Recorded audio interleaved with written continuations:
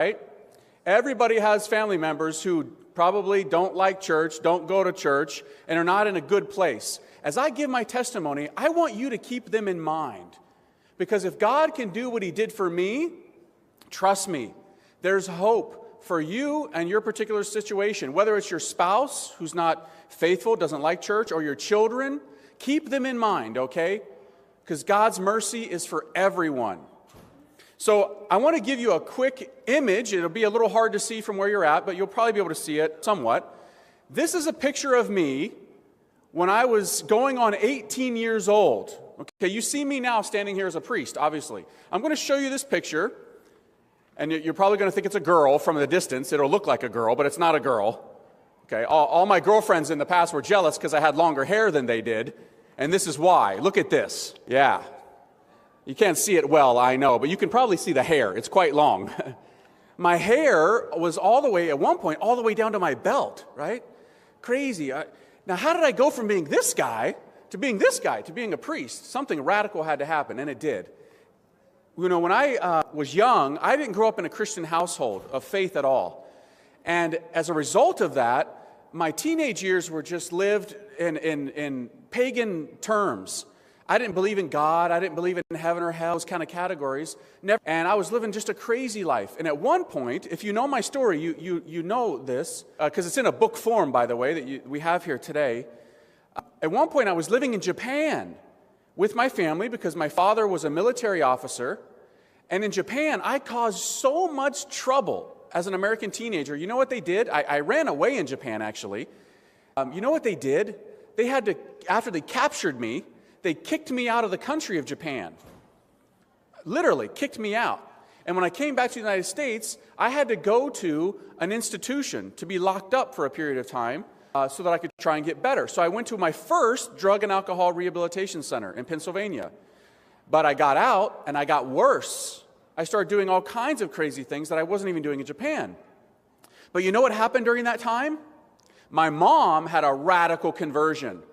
My mom, now I see many mothers out there, and I also see many Filipino women out there. You know what happened to my mom? My mom met a Filipino woman, and you know what happened? My mom got converted. You know, Filipino women, they're powerful. Woo! Let me tell you. Yeah, you know. I guarantee you, if all the Filipino women out there opened up your purse right now, you probably got stacks of novenas in your purse. This is standard issue for all Filipino women, right? This is what they do. Well, my mother she became a Catholic through this Filipino woman telling her about Jesus and Mary and the Pope and the Eucharist and the sacraments. And my mom fell in love with Catholicism. So when my mother came back to the States, they captured me. I was deported. I went to my first rehab, and so did my dad, and so did my brother. Well, you know what happened to me? I got worse. And I was living on the streets, basically, and I was living a crazy, crazy life. Rehabilitation center in Philadelphia for another 3 months. And then when I turned 18, I was down in Louisiana, and I got thrown in jail. I'd already been in jail in Japan. Now I was in jail in the United States. Crazy stuff happening, in my life. And all the drugs I was using and all the crazy stuff that was going on. And I went back to my parents' house after I got out of jail, and you know what they were doing? My parents were going to church every day. I thought they were crazy, right? I thought, wow, my parents they're nuts. I wasn't used to that kind of stuff. And they tried to get me to go to church. I'm like, no way, I'm out of here. And I had nowhere to go. I ended back up at my parents' house, and I had what I call the divine 2x4. I was at a serious crisis in my life. I mean, I didn't know what to do. My life, I thought, was pretty much pointless. I had nowhere to turn. I had no hope. I had no desire, ambition, dreams, goals, career options. I was just a long-haired hippie, doing my own thing. And at one point, I went out into my parents' hallway one evening, and I picked up a book about the Virgin Mary, Mama Mary. Wow. I had never heard about the Virgin Mary, ever. I had no idea who this person was. I read that whole book in one night. One night. And I went the next day, and you know what I did? Of my own free will, I went and searched out and found a Catholic priest. And I talked to that Catholic priest, and I told him things that, he was like, whoa, wow, you did what? Crazy things I was telling this guy. And then I went, he invited me to attend Mass, just to sit in the back and just to watch. And I didn't know what was going on. And I had just miracles happening to me in that book about what was happening in my life. And you know what was happening, really? I was falling in love. I was being what I call, and this is crazy language, I was being romanced by God. I really was. And I found myself just falling in love with Jesus and Mary and the church. And you know what happened that day in that church? Many things. Guess who was in that church when I first walked into that church? God set it up this way. Women. Right? It only took one for my mom to convert, right? But if you get a group of 5 Filipino women, well, you're in big trouble, right? They're gonna put scapulars on you. They're gonna pray. You're gonna be praying the rosary before you know it, right? Sure enough, they taught me how to pray the rosary. They gave me all these medals of saints, and they gave me scapulars, right? It said, "He who dies wearing this shall not suffer eternal fire." I'm like, awesome. Kissed it, put it on. These Filipino women gave me brown, red, green, blue scapular. I had every kind of scapular known to man around my neck, right? And they taught me how to pray. They taught me how to be devoted. They taught me how to do the Stations of the Cross and all of that. And then I began my own process of becoming Catholic. And it took many months. I started to go to church every day. And you know how radical it was for me? This is radical behavior for a white boy, okay?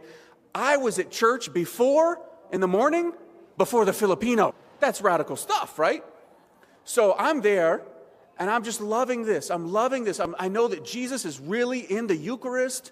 I'm falling in love, more and more in love. And you know what these Filipino women kept doing to me? They kept coming up to me. Now, I wasn't even Catholic yet, okay? Keep that in mind. They were coming up to me and they were saying, now I love Filipinos, but when I imitate them, this is how I imitate them. Out of no disrespect, I love Filipinos, trust me. But this is what they were saying to me. You should become a father. You should become a Catholic priest. The young people need people like you. We need a holy priest. I'm like, what? I'm like, oh no. I'm like, thank you, but I can't do that. I can't do that. I'm a great sinner. I couldn't be a priest. And they said, oh, okay, but you're better now. I said, oh, yeah. I'm much better now. God has set me free. I know the truth and it's wonderful. But Filipino women, they're funny. They're so funny. They're persistent. They don't give up, right? So this one Filipino woman, she said, okay, so if you don't become a father, I have a beautiful daughter. What? Right? Oh, no, I've been down that road. I need to focus. I need to pray, right?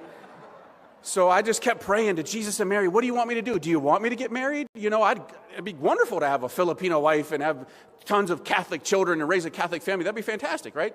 But what do you want me to do, heaven? What are you asking of me now that you've given me my life back? And I heard an invitation to be a priest. And I couldn't believe it. I'm like, are you talking to me? I mean, you know me. You know all the crazy things I've done. That's going to take like a lot of power to make me a priest. And as I kept praying, I just felt I couldn't resist this. I couldn't. And I didn't have peace when I tried not to do it, And so I just kept praying about it, and I started to contact vocation directors. Now remember, I'm not even Catholic yet, right? So I'm still becoming Catholic, and I'm already thinking. So I'm praying about this, and then I become a Catholic, and then I go and I visit a religious community. You know who it was? These guys here, who run the National Shrine of Divine Mercy. I went to their house in Washington, D.C., and I met these guys, and they were awesome. They loved Mama Mary. They loved Our Lady so much. Around the dinner table, they talked about Our Lady, and they talked about the Eucharist. They talked about everything to me. And I was like, wow, man, it would be a privilege to be a part of you guys. You guys are awesome. And I was like, sign me up. But they said, well, we got to pray about it if we want to let you enter. And I said, okay, well, pray about it because I'm ready, And they prayed about it. And you know what they did? They said I could join. And so almost 20 years ago, over again and relearn everything and go to college, go to seminary and all of that. And then 10 years ago, by the grace of God and His mercy, right here in this chapel at the shrine, May 31st, 2003, I was ordained to the holy priesthood. Thanks be to God. And thanks to the prayers of so many people who pray, Lord, give us priests. We need priests, right? I'm the last person that whatever. They can't believe it. They're like, no way. You are a priest, right? And I'm like, tell me about it, brother. I can't believe I'm doing this, but God has been so good to me, right? And I want to thank so many of you for so many of the prayers that you pray. And to my Filipino friends, I say, salamat po for all your prayers. It's amazing what God is doing in our times. And remember, as I said at the beginning of this talk, who don't like the church, don't go to church, wouldn't come to something like this. Maybe it's your spouse, your children. You don't give up hope, okay? You pray those rosaries. Those rosaries, they have power. I see this in my own life. Those sacrifices that you make, they have a lot of power.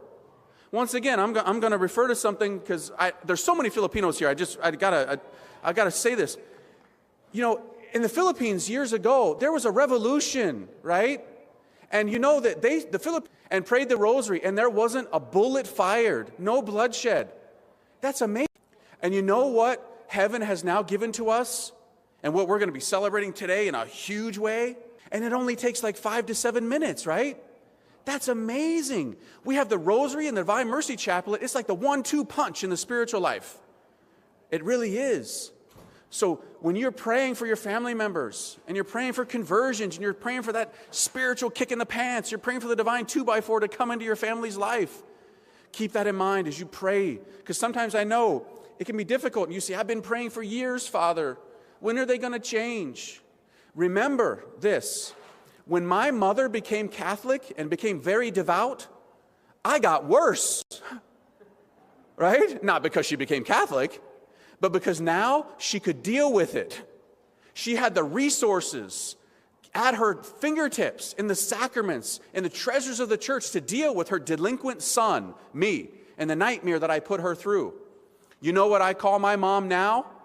My Monica. My Saint Monica. Right? She is awesome. I love my mom. And now I pray the rosary with my mom. I pray the chaplet with my mom. I bless my mom. It's crazy, right? It's incredible what God can do. So don't give up hope. As long as you've got pulse, you've got hope. As crazy as this world is, and it is, God has not abandoned us. He hasn't abandoned you and your marriage or your children, as strange as they may be, right? He hasn't. He's in love with them. He loves them more than you do. And you know what he often does? He wants your cooperation in your broken heart and your emotions that hurt so many times in these relationships. And you know what he's going to do with your heart? He's going to squeeze every drop of love that he can out of it so that he can make you a saint. And in that process, you know what he's doing? This is my analogy. He's taking like all of your tears and all of your pain, and he's filling them like a spiritual bucket. And in his time, he's going to take all of that, and he's just going to dump it on your children and on your spouse, because that's how he works. He's got treasures beyond your wildest imagination. Today, we're going to open up our arms today at Holy Mass, and we're going to be rained down upon by the mercies of God with all the promises that Jesus tells us about this day. This is incredible stuff, my friends. It's an honor for me to be here as a Marian priest, to be celebrating this day with you.